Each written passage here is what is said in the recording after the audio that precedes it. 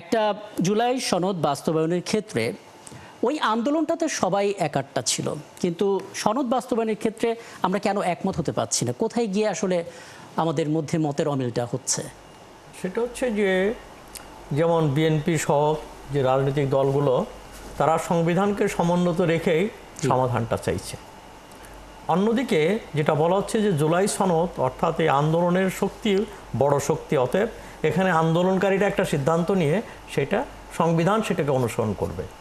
এখন দুটো প্রশ্ন, যে সংবিধান জুলাই সনদকে অনুসরণ করবে না জুলাই সনদ সংবিধানকে অনুসরণ করবে, তো এই প্রশ্নটা এটা ফায়সালা হচ্ছে না। তো এখানে আমার মনে হয় বিতর্কটা হচ্ছে। যেমন ধরুন যে একটা জিনিস হচ্ছে যেমন অধ্যাদেশ দিয়ে কিছু হবে, যেগুলো হবে সেটা ঠিক আছে, তারপর হচ্ছে প্রশাসনিক আদেশেও কিছু কিছু সংস্কার হবে, কিন্তু প্রশ্নটা হচ্ছে সংবিধান সম্পর্কিত সংস্কার, যে এটা কিভাবে হবে। কিন্তু যেমন অধ্যাদেশ দিয়ে সংবিধান পরিবর্তন করা যাবে না, এটা সংবিধানের সংস্কার হবে না। কিন্তু এখন প্রশ্নটা হচ্ছে, যেটা বলা হচ্ছে যে কোনো কোনো পক্ষ থেকে, এমনকি জাতীয় যে কমিশন যেটা আছে, এই কমিশনের পক্ষ থেকে বলা হচ্ছে যে জনগণের শক্তি হচ্ছে সার্বভৌম শক্তি, অতএব সেই শক্তি তো বহিঃপ্রকাশ হিসাবে এখানে রাজনৈতিক দলগুলো এটা করতে পারে, এমন বক্তব্য এসছে। কিন্তু সেই বক্তব্যের ক্ষেত্রে ভিন্ন বিষয়টা হচ্ছে যে এটা পরিবর্তন করতে পারে। আপনার কাছে মনে হচ্ছে কিনা যদি আমরা ফেব্রুয়ারিতে নির্বাচনের কথা বলি, জাতীয় নির্বাচনের কথা, তাহলে এই যে মিল হচ্ছে না, একমত হচ্ছে না, এটা কি একটা সিরিয়াস ইস্যু হতে পারে? সেটা আমার কাছে এখন মনে হয় না, কারণ আমার কাছে মনে হচ্ছে যে সবাই নির্বাচনমুখী এবং যে যে অবস্থানে হোক এটা বার্গেনিংয়ের জন্য হচ্ছে। আচ্ছা, কিন্তু অর্থাৎ নির্বাচনকে বাইপাস করে অন্য কিছু করার মানে নির্বাচনটা প্রভাবিত হবে না, অন্তত এটুকু এখন মনে হচ্ছে আমার কাছে তাই মনে হয়। কিন্তু ভিতরে অন্য মানে ভিতরে অন্য কিছু থাকতে পারে, সেটা স্পষ্ট না। নানামুখী তথ্য আসে, বাস্তবতা তৈরি হয়। আমি একটু যেন কামরুজ্জামান রতন আপনার কাছে একটু আসি। বিরতির আগে আপনি বলছিলেন বিএনপি একটি নির্বাচনমুখী দল, নির্বাচনের প্রস্তুতি তারা সবসময় রাখে, কিন্তু এমন একটা বাস্তবতা এখন আছে, আমরা দেখতে পাচ্ছি জামায়াতে ইসলামী আগামী নির্বাচনের আগে রাষ্ট্রপতির বিশেষ আদেশের মাধ্যমে একটা গণভোট চায়। আমরা দেখছি এনসিপি বলছে গণপরিষদ গঠন করতে হবে, তারপর সংস্কার প্রস্তাব বাস্তবায়ন করতে হবে। বিএনপি বলছে পিআর প্রক্রিয়ায় নির্বাচন তারা চায় না। এই যে তিন ধরনের বক্তব্য, এই বাস্তবতায় আসলে কতটা আশাবাদী আপনি সমাধান হবে? ঐক্যমত্য কমিশন দিয়ে সমাধান হবে নাকি কি দেখছেন আসলে সবকিছু মিলে? আসলে নির্বাচনকে সামনে রেখে মৌলিক সংস্কারগুলো চূড়ান্ত করতেই হবে আমাদের। সেই ক্ষেত্রে যার যার আঙ্গিকে দলীয় দৃষ্টিকোণ থেকে বা দলীয় ডিসিশনগুলো প্রধান উপদেষ্টার সাথে কথা বলেই কিন্তু এই কাজগুলো বা এই কথাগুলো এখন হচ্ছে। জুলাই সনদ সব দলের ঐক্যমতের ভিত্তিতে হতে হবে, এটা হলো প্রথম কথা। দ্বিতীয় কথা হলো এটার একটা আইনের ভিত্তি থাকা লাগবে, না হলে পরবর্তীতে এটা প্রশ্ন হবে। এখন আইনটা এই যে জামাত ইসলাম একভাবে চাচ্ছে, এনসিপি একভাবে চাচ্ছে, আর আমাদের দল সেটা বলেছে যে এই আইনের যেটা পরবর্তীতে সংসদে সেটা আমাদের সমাধান করতে হবে এবং সংসদের সমাধানের মাধ্যমে এটাকে গ্যাজেট করে আইনের ভিত্তি দিতে হবে। তো এইখানে আমি মনে করি যে যে যার মতই থাকুক, সর্বশেষ কিন্তু ঐক্যমত কমিশন একটা কথা বলেছে, সেটা হলো আমরা সব মতের আমরা ওর কথাগুলো শুনবো। সব ধরনের কথাগুলো শোনার পরে যদি ঐক্যমত না হয়, আমরা তখন নিজেরাই উদ্যোগী হয়ে যেটা ভালো জাতির জন্য আমরা সেটা করব। তো সেই ক্ষেত্রে আমরা মনে করি জেদাজেদির এমন পর্যায়ে যেন না যায়, সেটা রাজপথে একটা শক্তি প্রদর্শন বা এখানে আমরা যারা এখন গণতন্ত্রের জন্য যারা স্টেক হোল্ডার, আমরা চাবো যে সবার সহমত এবং যেটা মানে সেটা আমরা গণপরিষদ নির্বাচন হবে না এটা আসলে সম্মিলিতভাবে সিদ্ধান্ত নিতে হবে। অনেক ধন্যবাদ আপনি আছেন এবং সংযোগটা আবারও পুনরস্থাপন করি, যেহেতু ব্যান্ডউইথ একটু কমে গেছে। আমি এই জায়গায় এজিএম নিয়াজউদ্দিন আপনার মতামতটা একটু জানতে চাই। মানে রাজনীতি বিজ্ঞান বিভাগের শিক্ষক আপনি, এবং দেশে এখন যে ধরনের রাজনীতি চলছে, যে বিষয়গুলো আলোচনার টেবিলে আসছে, তার ভিতরে সবচেয়ে বড় জায়গাটা নিয়ে আসছে আসলে এই জুলাই সনদ। আমরা দেখতে পাচ্ছি জামাতে ইসলামী তাদের জায়গা থেকে একটা গণভোটের কথা বলছে চ্যালেঞ্জ হিসেবে, এনসিপি গণপরিষদ গঠনের কথা বলছে, সংস্কার প্রস্তাব বাস্তবায়নের কথা বলছে, একই সঙ্গে বিএনপি বলছে কোনোভাবেই পিআর প্রক্রিয়ায় নির্বাচন হবে না। রাজনৈতিক কোনো জটিলতা আপনি দেখছেন কিনা এজিএম নিয়াজউদ্দিন? এখানে রাজনৈতিক জটিলতা আসলে রাজনীতি চর্চায় যার যার দৃষ্টিভঙ্গি থাকবে।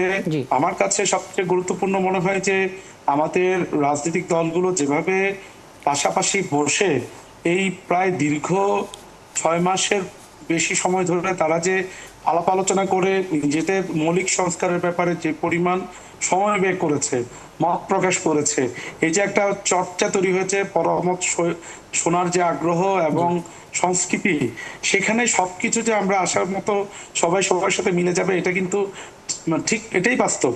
এখন জুলাই সনদ নিয়ে যেটা থেমে আছে বা ভিন্ন মত দেখা যাচ্ছে, সেটাও আমি মনে করি যে এটাও একটা প্রত্যেকটা রাজনৈতিক দলের একটা অ্যাপ্রোচ, যে সে কিভাবে দেখবে এবং সে তার নিজের যে স্বার্থ এবং নিজের যে রাজনৈতিক দৃষ্টিভঙ্গি এবং আগামী নির্বাচনে তার যে পরিকল্পনা, তার সাথে সামঞ্জস্য রেখে করছে।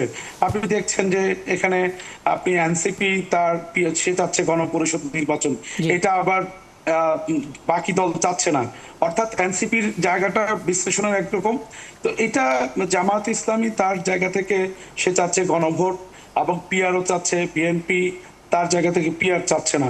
সুতরাং এই জায়গাটা আমি মনে করি যে যত দিন যাবে এগুলো সেটেল হয়ে যাবে, কারণ পিআর এর ক্ষেত্রে যে ভিন্ন মতগুলো এসেছে, জামায়াত ইসলামী এখন আগের সিরিয়াসনেস আমি মনে করছি যে আগের চেয়ে কম দেখা যাচ্ছে, এবং নতুন যে ডাইমেনশন তৈরি হলো জাতীয় পার্টিকে নিষিদ্ধ করার মধ্যে দিয়ে, সেখানে পিআর এর একটা ইমপ্লিকেশনের কথা আলোচকদের মধ্যেই আমরা দেখতে পাচ্ছি।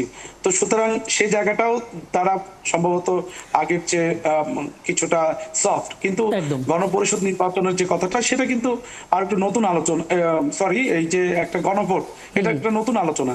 সুতরাং রাজনৈতিক দলগুলো আমি মনে করি যে তারা তাদের জায়গা থেকে একটা অবস্থান, সক্রিয় অবস্থান ধরে রেখে আলোচনায় নিজের যে যুক্তি এবং অবস্থানটাকে প্রকাশ করছে। দিন শেষে কিন্তু বিবেচনার দায় সিদ্ধান্ত নিবে কিন্তু জনগণ। সুতরাং প্রত্যেকেই তার যুক্তিশীল গঠনমূলক আচরণের মধ্যে দিয়ে জনগণকে কি বার্তা দিচ্ছে, সেটাই কিন্তু জনগণ দেখবে, এবং আগামী নির্বাচনে তার যে নির্বাচনের যে দৃষ্টিভঙ্গি, সেটা এর মধ্যেই কিন্তু প্রকাশ পাবে।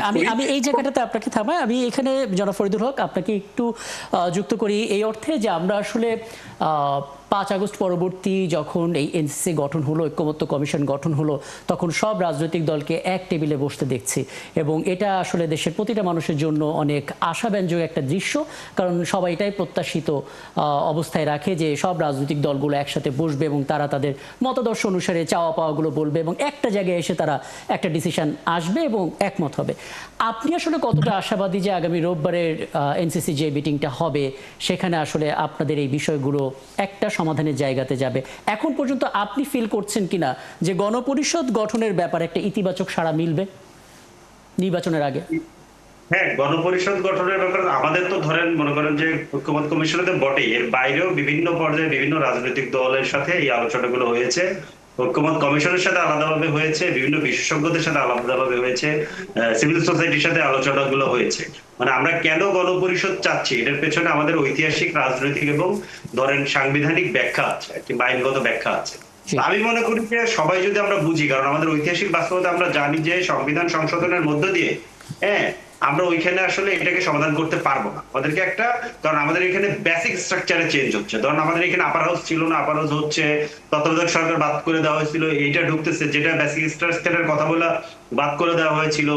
আবার হচ্ছে যে আমরা ধরেন এখানে হাইকোর্টের আলাদা ডিভিশন হাইকোর্ট নিয়ে যেতে চাচ্ছি, এটাকেও কিন্তু একবার বাতিল করা হয়েছে।